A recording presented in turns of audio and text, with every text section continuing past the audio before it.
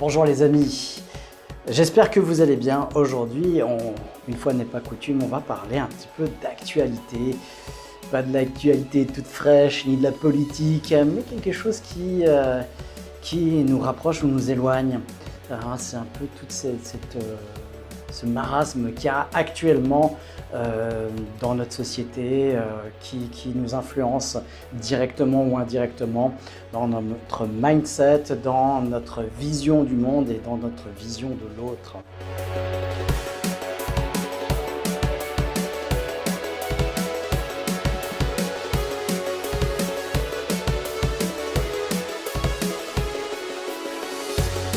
Bonjour à tous, j'espère que vous avez bien commencé la semaine. Nous voilà encore une fois pour un café hypnose. Je vous remercie de me suivre et d'échanger avec moi, ça fait toujours plaisir. Et puis c'est notre vocation ici, c'est de vulgariser l'hypnose, la préparation mentale, tout ce qui compose notre état d'esprit qu'on appelle en anglais mindset. Et voilà donc toute notre programmation intérieure. Aujourd'hui, je me rends compte qu'avec les réseaux sociaux, on rentre dans une ère où on s'est habitué aux réseaux sociaux, on s'est habitué à fonctionner, à essayer d'utiliser les réseaux sociaux le mieux possible, qu'ils soient le plus efficace possible. Efficace pourquoi? À l'époque, c'était pour mettre les gens en relation, si on prend leur vocation première, si on reste dans le monde des bisounours. Et aujourd'hui, on est plus dans du marketing, dans de la mise en avant. Voilà, c'est une autre façon de faire de la publicité comme on le faisait à l'époque, qui rend l'accès aussi à d'autres personnes, à pouvoir parler de son activité. Et puis dans tout ça, il y a beaucoup de choses qui se passent. Bien sûr que pour se démarquer, pour se mettre en avant, il y a différentes manières. Et aujourd'hui, alors c'est pas nouveau, hein, évidemment, pour se mettre en avant, il faut faire exactement l'inverse des autres, quoi. Donc on a le groupe voilà, majoritaire, et pour se mettre en avant, il faut faire exactement l'inverse. On voit ça dans la nutrition, on voit ça dans le sport, on voit ça dans la thérapie. Chacun y va de sa petite invention, de son petit nom qu'il va labelliser voilà, pour influencer, pour attirer, pour se mettre en avant sans écraser. Parfois, voilà, c'est plutôt... Mon propos n'est pas dans c'est bien ou c'est mal, c'est un constat. Et je vois justement à quel point on est vite en train de basculer dans c'est bien ou c'est mal. Par exemple, tout ce battage dans le milieu du coaching, alors ça reste microscopique évidemment, on est dans un niveau de niche comme ça où on a vraiment tous les coachs qui s'offusquent ou qui rebondissent sur le film Gourou, où le coaching est vivement critiqué. Encore que là, c'est pas vraiment le coaching, c'est une façon de faire. Mais voilà, dès qu'on se sent visé, dès qu'on se sent attaqué, dès qu'on sent peut-être un métier ou un travail qui est jugé ou qui est critiqué, on se sent en danger, on se sent vulnérable, on se sent blessé parfois aussi, c'est normal. Et, et je trouve ça intéressant, et c'est pour ça que c'est pas de l'actualité toute fraîche, parce que j'ai été voir le film évidemment, puisque ça concerne une partie de mon métier, puisque je suis aussi coach, mais beaucoup plus thérapeute. Alors je suis pas du tout coach dans la forme traditionnelle et la régulation du métier telle qu'elle est faite actuellement. Je suis même assez contre cette idée. Je suis contre. J'ai jamais adhéré à cette façon de coacher. Et dans le life coaching, dans le coaching d'entrepreneuriat ou d'entreprise, je suis un petit peu trop directif, un peu comme un coach sportif. Voilà, moi je suis plutôt de cette école-là, de l'origine du coaching d'ailleurs, qui est un petit peu plus, voilà, qui se permet de conseiller, qui se permet d'accompagner par des connaissances aussi, hein, qui transmet de la pédagogie. Je préfère apprendre à pêcher plutôt que de donner du poisson, et puis de laisser se démerder quelqu'un pour essayer de pêcher, il va mettre autant d'années que j'ai mis pour pêcher. Donc c'est peut-être un petit peu plus facile pour lui si je lui donne quelques conseils. Voilà, c'est un peu cette image-là. Donc, je m'en prive pas et du coup, je rentre pas du tout dans cette case coaching telle qu'elle est débattue et établie en ce moment.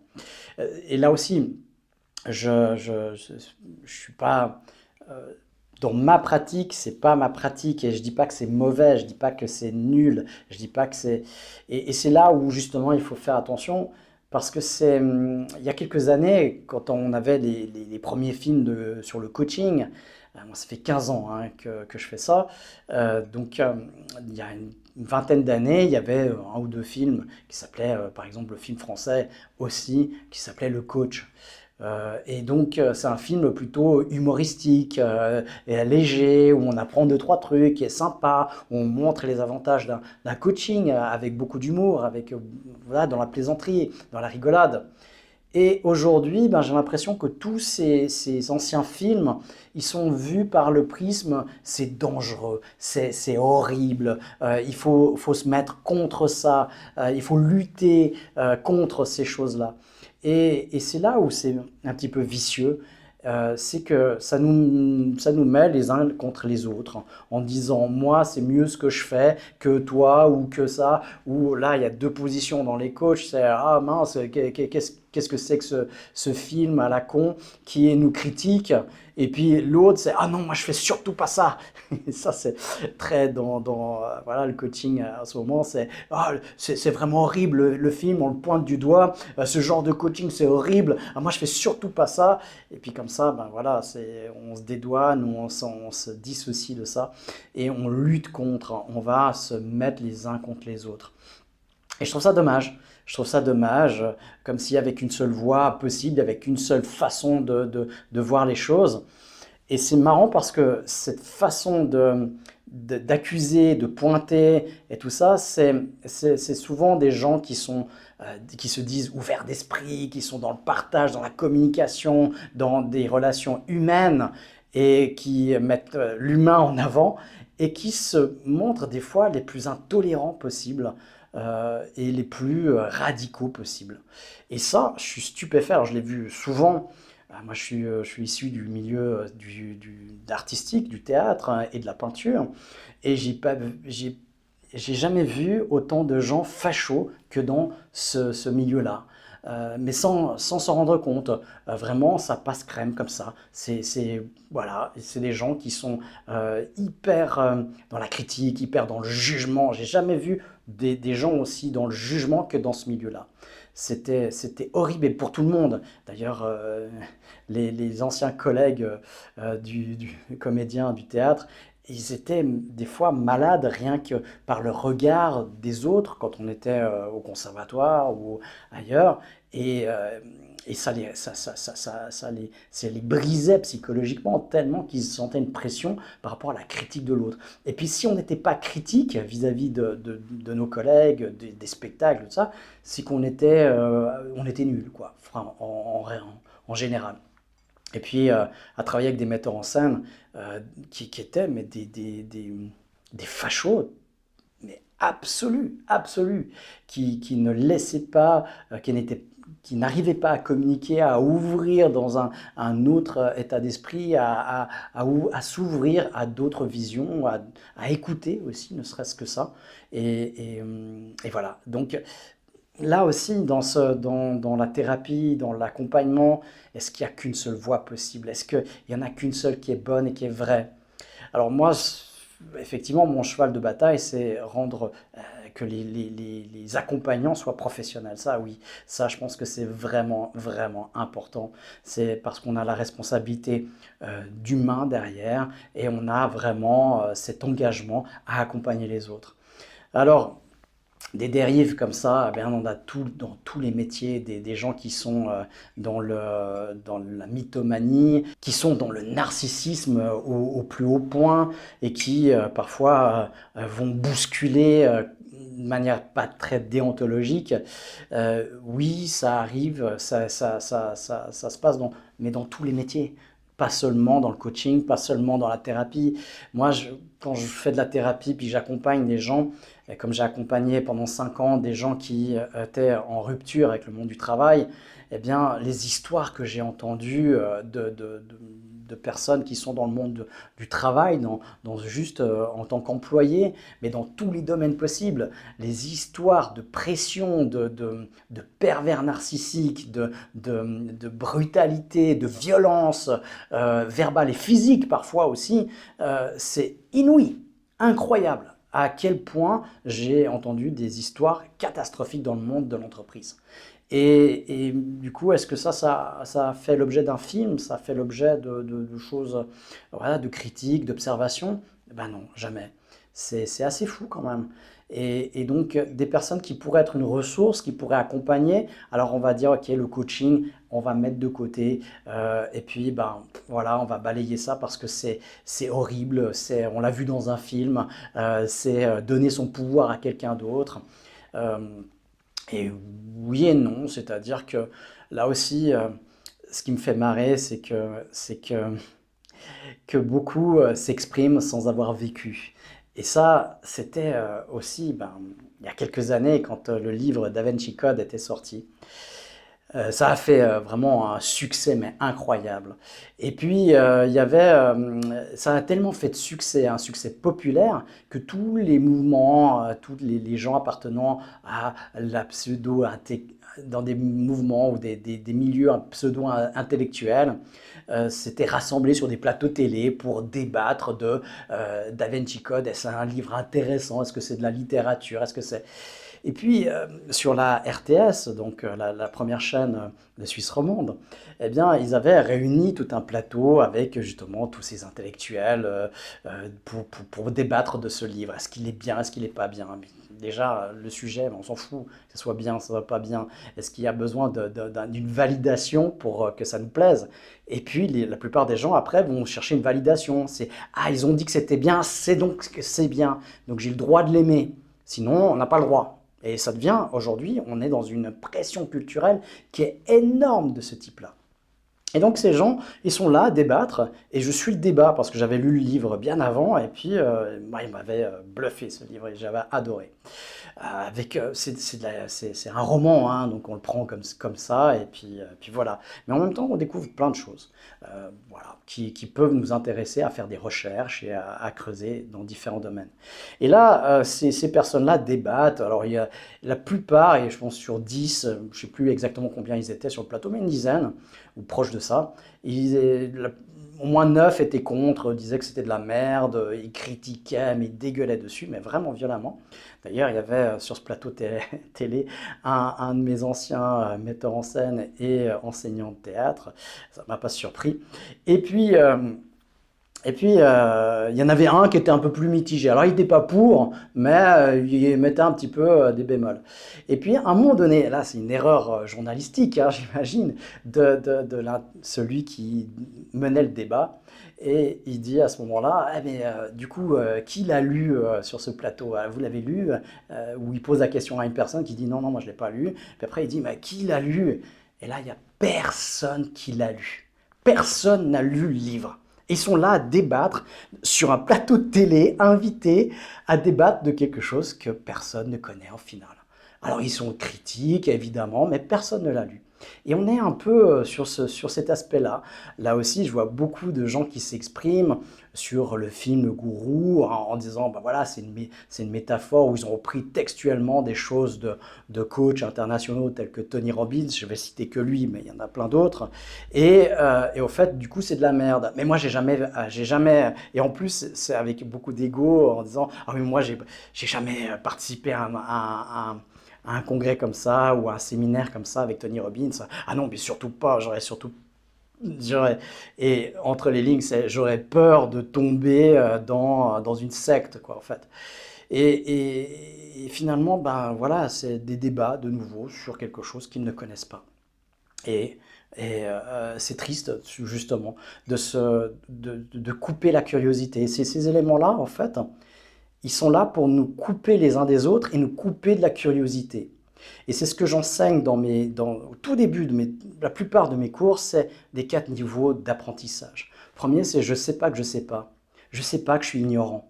Et c'est ces gens-là qui sont là, et je dis c'est la communication de bistrot, où chacun y va de sa science, va étaler tout ce qu'il croit connaître. Et au fait, la plupart du temps, c'est des croyances. Et on m'a dit, ah, le frère de machin qui m'a dit que, et puis voilà, on a dit que c'était ça, j'ai lu le résumé, j'ai lu le 4e de couverture du livre, et du coup, je sais de ce dont il s'agit.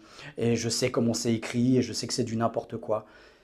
Comment on peut être comme ça finalement? Et surtout dans des milieux intellectuels où justement on devrait au moins avoir fait perdurer un truc essentiel, c'est la curiosité.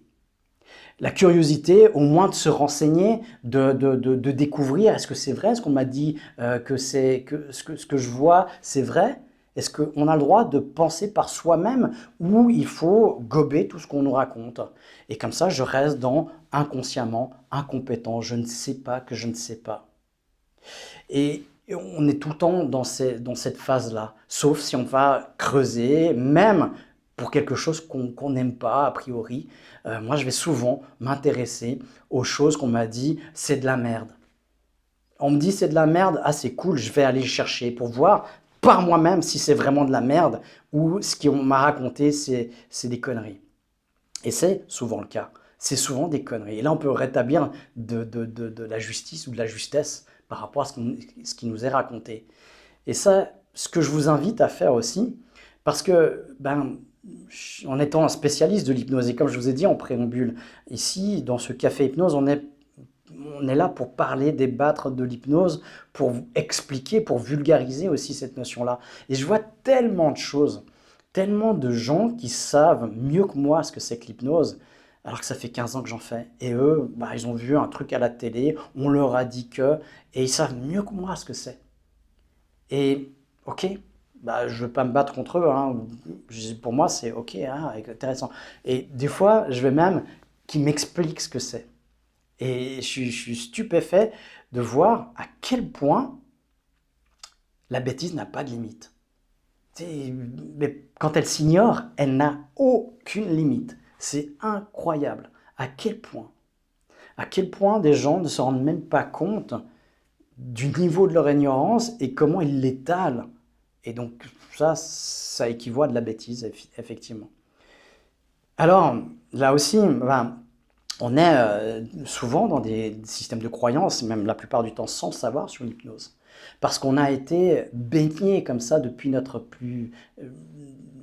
plus loin dans notre enfance. Quand on reprend les premiers mots sur l'hypnose, la première identification du mot de l'hypnose, l'association sur l'hypnose, eh bien on a le livre de la jungle avec le serpent K qui fait « Fais-moi confiance », donc manipulation, et il fait quoi? Il va essayer de bouffer Mowgli.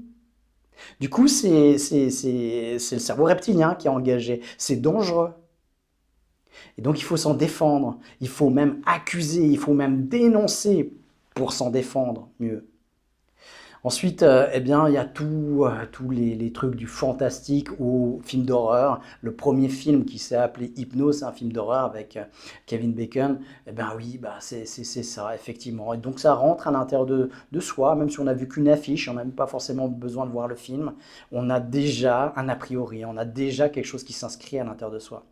Dans les Invincibles, eh bien, dans le numéro 2, on a un hypnotiseur, et effectivement, c'est le méchant, encore une fois.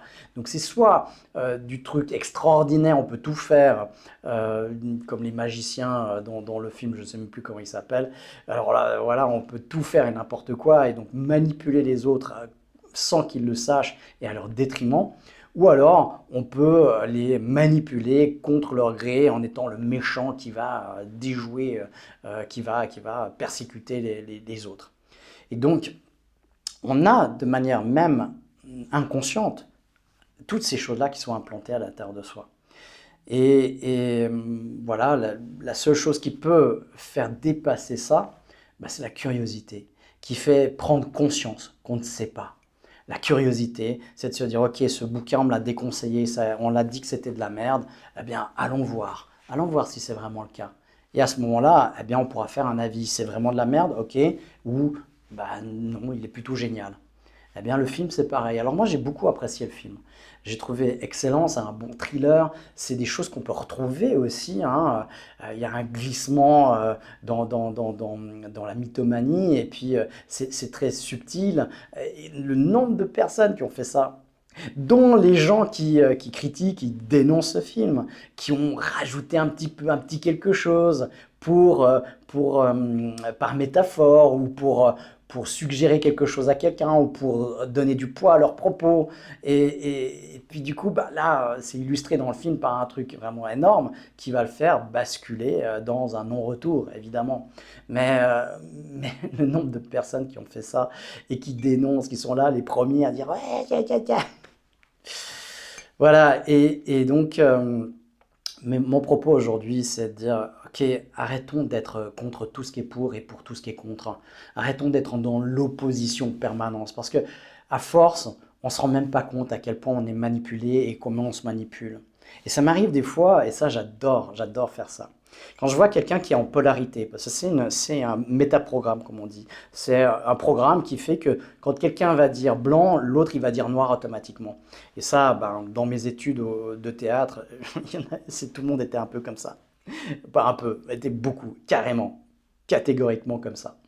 Et donc, moi, alors je ne l'avais pas appris à cette époque-là, mais après, avec les années, j'ai appris à le faire comme ça. C'est-à-dire que ben, je vais dire blanc, je vais voir qui dit noir, puis après, dans la conversation un peu plus loin, je vais dire noir, je vais vraiment affirmer très très très fort noir, et il va dire blanc. Puis après, je vais repasser par blanc et il va dire noir. Et je vais le faire passer comme ça, de blanc à noir, au moins 4 ou 5 fois. Et j'adore faire ça. Et j'observe, moi, derrière, je suis pas dedans, je m'en fous complètement. Parce que c'est aussi quelque chose que j'enseigne dans mes cours. Je me base plus sur une notion si elle est vraie ou elle est fausse. Parce que on pourra jamais, ou on pourra toujours prouver que c'est vrai ou c'est faux, on pourra jamais prouver absolument que c'est vrai ou c'est faux. N'importe quelle notion. Et donc, ça, je l'ai compris il y a quelques années, ça m'a beaucoup aidé dans ma vie. Aujourd'hui, je me base sur est-ce que c'est utile pour moi de penser que c'est vrai ou c'est plus utile pour moi de penser que c'est faux. Et puis, je m'oriente comme ça. Et ça peut que des notions, eh bien, elles soient vraies un temps pour moi et puis qu'elles deviennent fausses plus tard. Comme elles peuvent être fausses un temps et puis devenir vraies après plus tard. Et je m'oriente tout en fonction de ça. Et ça facilite énormément les choses et ça nous aide à avancer surtout. Voilà. Donc, observez comment vous êtes. Encore une fois, la meilleure façon d'avancer dans sa vie, c'est de se connaître. Et donc, pour ça, il faut s'observer, c'est comprendre ses mécanismes, c'est comprendre ses programmes intérieurs. Et d'observer, de voir si ils sont bons pour soi ou ils sont mauvais pour soi. Et comment définir ça? Ben, c'est si, est-ce que ça me permet d'avancer dans les objectifs que j'ai de ma vie? Est-ce que ça me rend plus heureux? Ou est-ce que ça m'empêche d'avancer ou ça me rend plus malheureux? C'est la seule boussole en réalité. Et il y a pas de gouroutisation, il n'y a pas de manipulation à dire ça. C'est factuel, c'est aussi simple que ça. Voilà, eh bien pour aujourd'hui, ça sera tout. Je vous souhaite une excellente journée, une excellente semaine. On se retrouve la semaine prochaine pour une nouvelle réflexion, un nouveau café hypnose. À bientôt.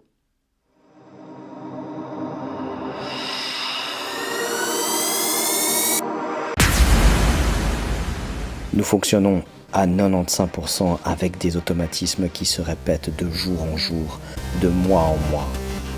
Le changement, ça s'apprend. Hypnose. Coaching, PNL. Utiliser son plein potentiel s'apprend. Le centre aura le pouvoir d'être soi pour gagner en conscience et en autonomie.